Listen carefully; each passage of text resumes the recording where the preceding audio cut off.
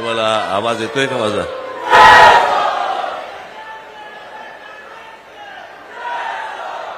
माझा आवाज येतोय सगळ्यांना?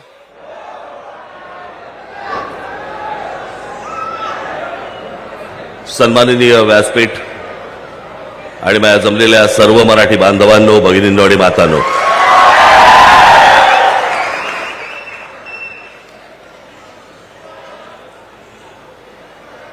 गेले 2 दिवस जरा थोडीशी तब्येत नरम आहे.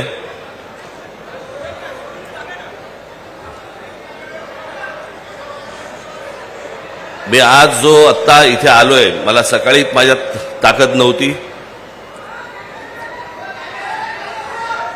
मी फक्त जयंतरावांच्या प्रेमाखातर, तुमच्या प्रेमाखातर म्हणून मी आज इथे आलो.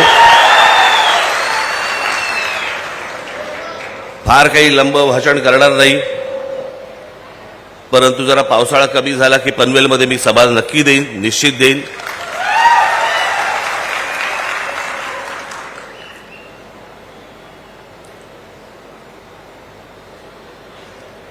कारण काय झालंय ते हल्ली डॉक्टर सांगत नाहीत.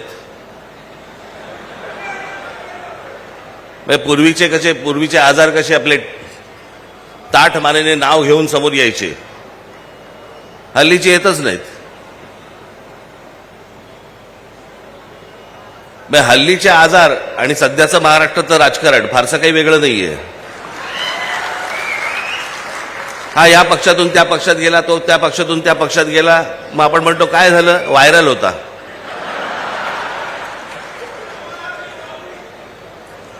हे सगळे महाराष्ट्रात व्हायरल खूप फिरतायत.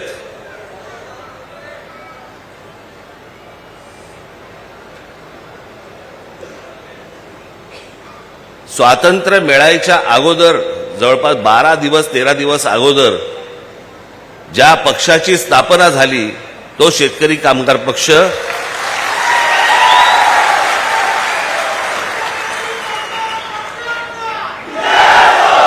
तीन ऑगस्ट 1947 स्थापना झाली आणि 15 ऑगस्ट 1947 स्वातंत्र्य मिळालं. महाराष्ट्रामधला स्वातंत्र्यपूर्व काळातला निर्माण झालेला हा एकमेव राजकीय पक्ष.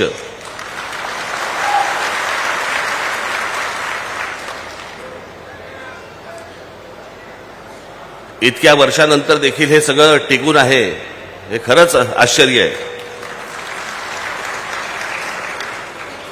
मला अजूनही आठवतंय की 1981 साली शिवसेनेचं पहिलं अधिवेशन मुंबईला झालं होतं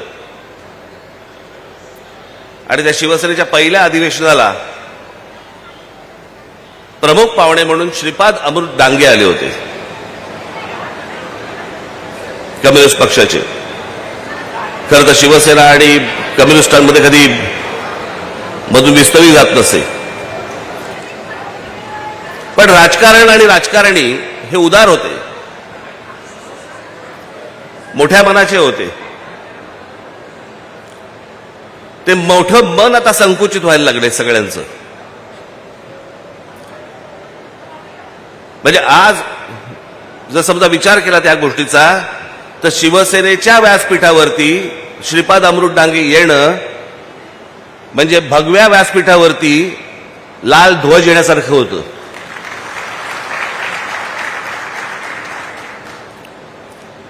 आणि आज लाल ध्वजाच्या व्यासपीठावरती 2 भगवे ध्वज हे त्या व्यासपीठावरती आलेले आहेत.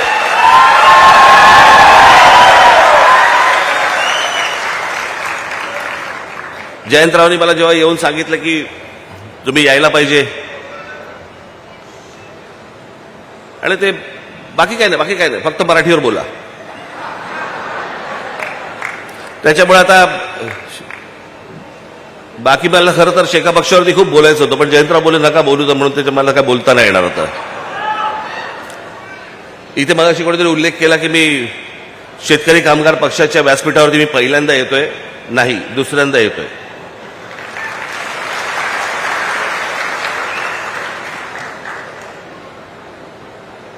पाच वर्षापूर्वीच्या लोकसभेच्या निवडणुकीला मी जयंतरावांच्या प्रचाराला पण आलो होतो.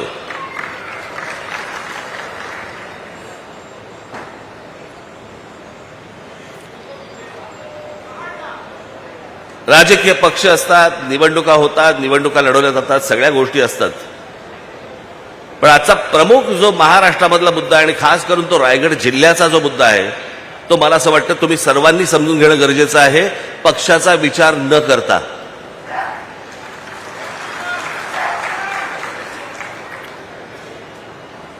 आज ज्या प्रकारे या संपूर्ण रायगड जिल्हा हे अटल सेतू वगैरे झाले, जेव्हा जेव्हा चांगले रस्ते ज्या वेळेला आलेले आहेत त्यावेळेला जर राज्यकर्त्यांचं लक्ष नसेल तर तो प्रदेश बर्बाद व्हायला वेळ लागत नाही. आणि आपल्याकडच्या राज्यकर्त्यांचं तुम्हाला आता सध्या माहितीच आहे. महाराष्ट्र राज्याचा मुख्यमंत्री महाराष्ट्रात लहान मुलांना हिंदी कशी आणता येईल आणि शिकवता येईल याचा विचार करतोय. पण महाराष्ट्रामध्ये जे काम धंद्यासाठी येत आहेत त्यांना मराठी कशी येईल याचा विचार नाही मुख्यमंत्र्यांच्या मनात.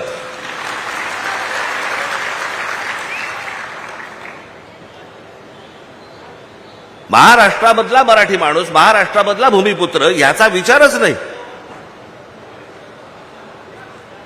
आणि याचं सगळ्यात मोठं विदारक जर स्वरूप कुठचं असेल, भीषण स्वरूप जर कुठचं असेल तो रायगड जिल्हा आहे.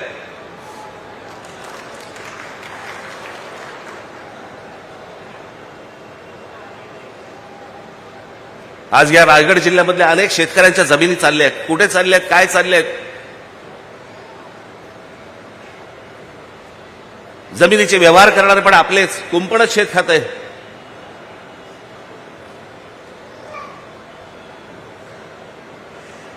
शेतकऱ्यांच्या जमिनी चालल्या आहेत, उद्योगधंदे येत आहेत, उद्योगधंद्यांमधनं बाहेरच्या राज्यातनं माणसं येत आहेत.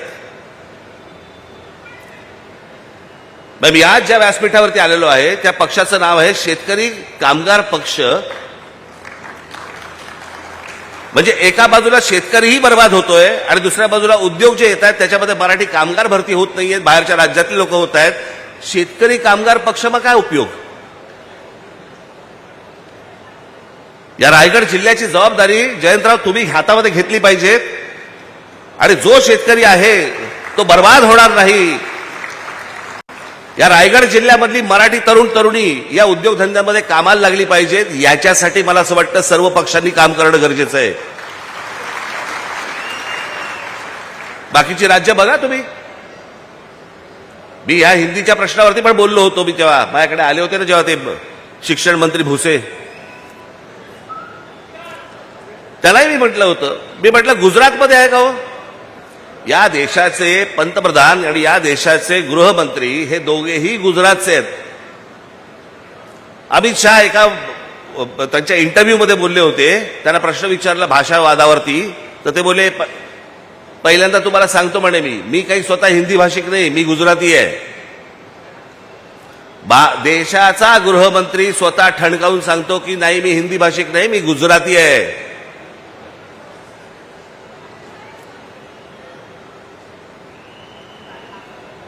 आज पंतप्रधान नरेंद्र मोदी झाल्यानंतर महाराष्ट्रामधले अनेक प्रकल्प गुजरातमध्ये गेले. भारतीय राज्यघटनेचे शिल्पकार भारतरत्न डॉक्टर बाबासाहेब आंबेडकर यांना मानवंदना अर्पित करतो. आज जिच्या सत्काराकरता आपण सगळे लोक या ठिकाणी एकत्रित आलो आहोत. जागतिक स्तरावर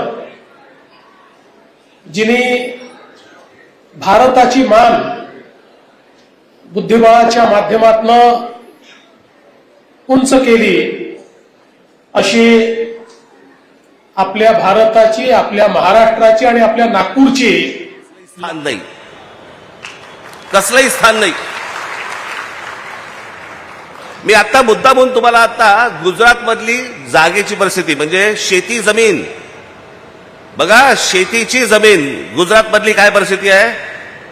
Gujarat tenancy and agriculture land act या कायद्यानुसार गुजरातमध्ये जे गुजरातचे रहिवासी नाहीत किंवा अनिवासी भारतीयांना शेत जमीन विकत घेता येत नाही. म्हणजे उद्या जर समजा तुम्ही महाराष्ट्रामधनं जर समजा गुजरातला गेलात, तुम्हाला शेत जमीन विकत घेता येणार नाही. हे भारतामध्ये चालू आहे. विकासजी कुंभारे मंचावरील सर्व मान्यवर आणि या ठिकाणी उपस्थित सर्व आमचे विद्यार्थी, विशेष उपस्थित दिव्याचे आई आणि वडील, खरं म्हणजे त्यांना वर बोलवू असं आम्ही म्हटलं, पण दिव्याने सांगितलं की त्यांना हा सोहळा खाली बसूनच बघायचा आहे. त्यामुळे या ठिकाणी सगळ्या प्रेक्षकांमध्ये उपस्थित असलेले डॉक्टर देशमुख आणि मिसेस देशमुख आणि उपस्थित सर्व भगिनी आणि बंधूंनो, आज खरोखर आपल्या सगळ्यांकरता हा अत्यंत आनंदाचा सोहळा आहे की जागतिक बुद्धिबळ स्पर्धेमध्ये या ठिकाणी दिव्या देशमुख हिनं भारताची मान उंचावली आहे, भारताचा सन्मान वाढवलेला आहे. आणि खरं म्हणजे दिव्या, तुझ्या विजयाचा 3 प्रकारे मला आनंद झाला. पहिला आनंद हा झाला की भारताची कन्या, आणि आपल्याला माहिती आहे की महिला बुद्धिबळपटूंमध्ये चीनचं वर्चस्व होतं, पण ते चीनचं वर्चस्व मोडत दोन्ही भारतीय कन्या या फायनलमध्ये त्या ठिकाणी पोहोचल्या. दिव्या देशमुख आणि पुनेरू हम्पी. आणि नुसत्या विकायच्या नाहीत, त्यांना म्हणा आम्ही जेवढे शेतकरी आहोत तुमच्या कंपनीमध्ये आम्ही पार्टनर म्हणून येणार. आमची मुलं तर लागतील तुमच्याकडे कामाला, पण अशा फोकटच्या फाकट आम्ही नुसत्याच जमिनी देणार नाही तुम्हाला. आज या गोष्टी जर नाही वाचवल्या आपण, आपल्या हातात काहीही राहणार नाही. उद्या याच ठिकाणी, याच रायगडमध्ये अमराठी नगरसेवक निवडून येतील, अमराठी आमदार निवडून येतील, अमराठी खासदार निवडून येतील. मी जो त्या दिवशी माझ्या एका सभेमध्ये मी सांगितलं ना की हा धोका सगळ्या अख्खा ठाणे जिल्ह्याला विळखा पडलेला आहे.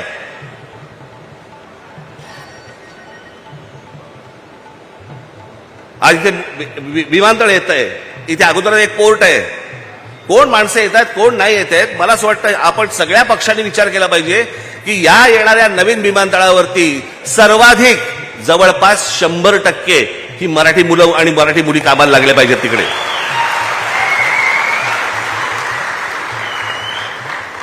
बाहेरून कोणीतरी उद्योगपती येणार, तुमच्याकडच्या जमिनी घेणार, तुमच्याकडचे धंदे घेणार आणि वाटेल तो थैमान घालणार.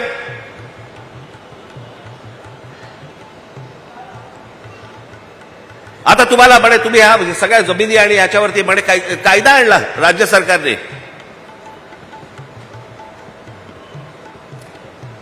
तुम्ही कोण आहात? तर अर्बन नक्षल आहात, शहरामध्ये राहणारे नक्षल. तुम्ही जर विरोध केला, कुठच्या प्रकल्पाला विरोध केला, तर सरकार तुम्हाला अटक करू शकतं. एकदा करूच देत.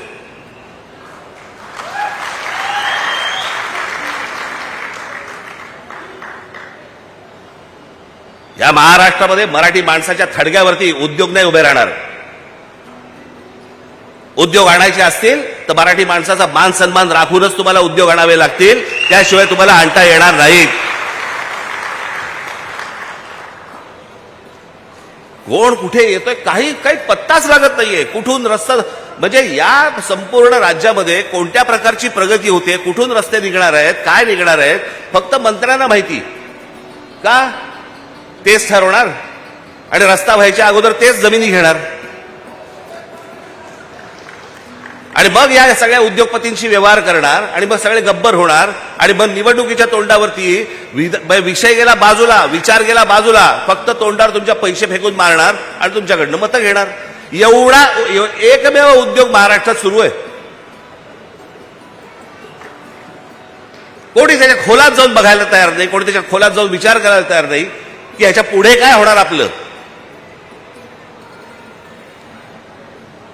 थोडक्यात जमिनी विकायच्या, तुमच्याकडे काहीतरी चिटूर पिटूर काहीतरी येणार आणि मग ते पैसे आले की मग ते पण काढायला मोकळेच आहेत.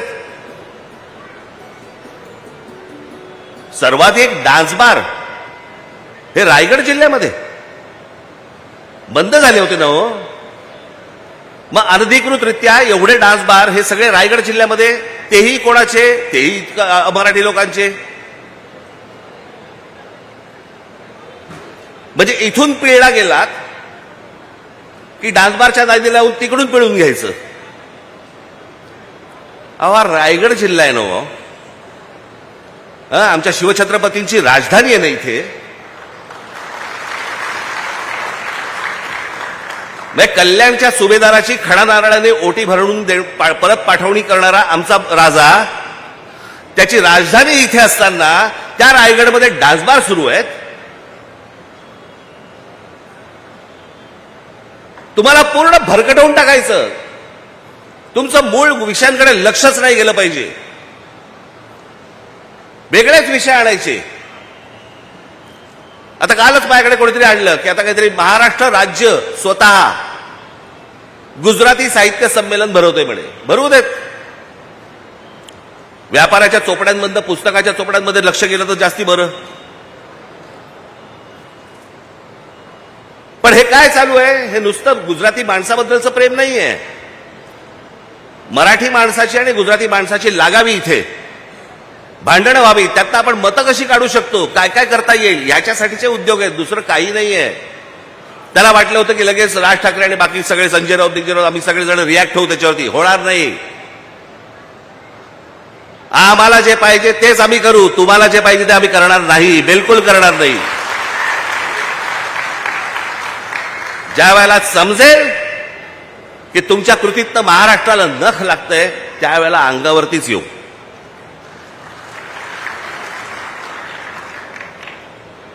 आज जो तुमच्याकडे समोर आलोय तो फक्त एवढ्यासाठीच आलोय, कान बंद ठेवू नका, डोळे बंद ठेवू नका.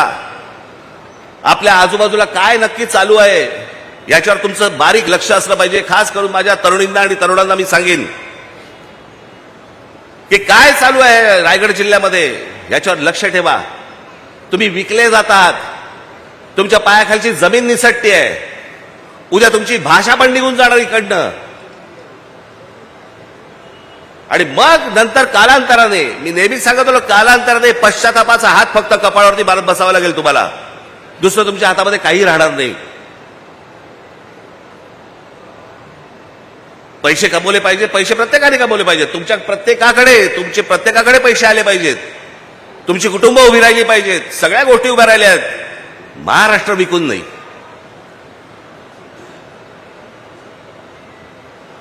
आज बाहेरच्या राज्यांमध्ये आपल्याबद्दलची काय बोलले जातं माहितीये?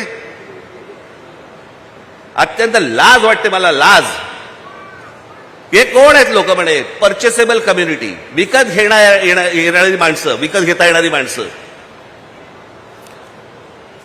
ही आपली प्रतिमा आहे. मी जे सतत सांगत आलो, अरे 1400 वर्ष राज्य केलेला हा महाराष्ट्र या हिंद प्रांतावरती, तो विकला जातो. तो बिकाऊ आहे. त्यातली माणसं विकली जातात. आपलं सगळं जमीन बिमीन, सगळं भाषा भिषा, सगळ्या गोष्टी सोडून द्यायला तयार होतो. असा आपण आपला महाराष्ट्र आहे. कशासाठी पुतळे ठेवायचे शिवाजी महाराजांचे? डेकोरेशन म्हणून. या गोष्टी शिकवल्या या माणसाने आम्हाला. म्हणजे फारसी शब्द या महाराष्ट्रामध्ये असू नये याच्यासाठी स्वतःचा राजशब्द कोश काढणारा हा माणूस, ज्याने तुम्ही मराठीत बोललं पाहिजे म्हणून सांगितलं, त्या महाराष्ट्रामध्ये आम्ही आमची भाषा विसरतोय, आमच्या जमिनी घालवतोय, आमचं सत्व घालवतोय, आमचा स्वाभिमान घालवतोय. एक बाबासाहेब पुरंदरेचं एक फार छान वाक्य होतं, ज्यावेळेला स्वाभिमान शून्य माणसं ज्यावेळेला होतात ना, त्याला उरतात फक्त जिवंत प्रेत. तुम्ही जिवंत प्रेतांसारखे असता कामा नाहीत. हा महाराष्ट्र आहे. देशाला दिशा देणारा महाराष्ट्र आहे. त्याची स्वतःची दशा होता कामा नये. तुम्ही जिवंत असलं पाहिजेत. तुम्ही मोठे झाले पाहिजेत. पण महाराष्ट्र विकून नाही मोठे होता कामा तुम्ही. इतरांच्या आहारी जाऊन नुसत्या फक्त जमिनी देऊन टाकायच्या. दुसरे उद्योग येत आहेत, बाहेरची माणसं येत आहेत. इथे महाराष्ट्रावरती तुम्ही बोलत असता की बिहारांच्या विरोधात आणि उत्तर प्रदेशांच्या विरोधात. अहो, गुजरातमध्ये आता दोनदा झालं. दोनदा मी त्याशी म्हटलं ना, दोनदा बिहारांना हाकलून दिले. पहिल्या वेळेला 20,000 लोकांना हाकलून दिले. 20,000 लोक. कोणी ते आंदोलन केलं होतं? तो काय नाव त्याचं? आमदार अल्पेश ठाकूर. त्याने आंदोलन केलं गुजरातमध्ये, बातम्या नाहीत. बिहारी लोकांना हाकलून दिले, जवळपास 20,000 लोकांना हाकलून दिले. त्या अल्पेश ठाकूरला नंतर भारतीय जनता पक्षामध्ये घेतलं गेलं आणि त्याच्यानंतर त्या अल्पेश ठाकूरला गुजरातमध्ये त्याला आमदार केलं गेलं. म्हणजे 20,000 बिहारांना हाकलून देणाऱ्या माणसाला गुजरातमध्ये जर समजा सत्कार होतो, मग जेव्हा राज ठाकरे बोलतो तो संकुचित देशद्रोही कसा असतो? आत्ता पण परत बिहारांना हाकलून दिले. म्हणजे आपापली राज्य कशी व्यवस्थित ठेवतात बघा, आणि आमच्या राज्यामध्येच फक्त हे गोंधळ घालायला येत आहेत की तुम्ही हिंदी शिकली पाहिजे, बाहेरच्या राज्यातल्या लोकांना घेतलं पाहिजे. या सगळ्या गोष्टी आत्ता सुरू आहेत. माझी तुम्हाला सगळ्यांना विनंती आहे, मी ज्याला इथे सभा घेईन त्याला मी बाकीच्या इतर सगळ्या गोष्टी बोलीनच, परंतु आजच्या या जयंतरावांच्या आमंत्रणाच्या निमित्ताने, तुमच्या पक्षाच्या वर्धापन दिनाच्या निमित्ताने मला तुमच्यासमोर येता आलं. 2 शब्द तुमच्यासमोर मला बोलता आले. माझी तुम्हाला सगळ्यांना विनंती, हात जोडून विनंती आहे की जागे राहा, कान उघडे ठेवा, डोळे उघडे ठेवा, सतर्क राहा.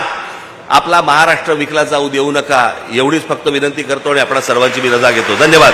जय हिंद, जय महाराष्ट्र.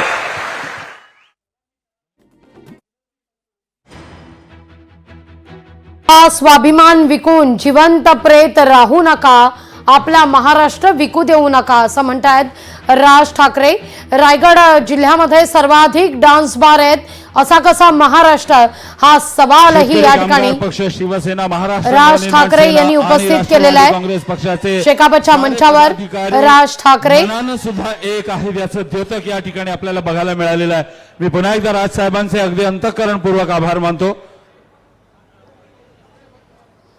इतकंच नाही तर देशाला दिशा देणाऱ्या महाराष्ट्राची दशा होता कामा नये, अशी अपेक्षा देखील या ठिकाणी राज ठाकरे यांनी व्यक्त केलेली आहे.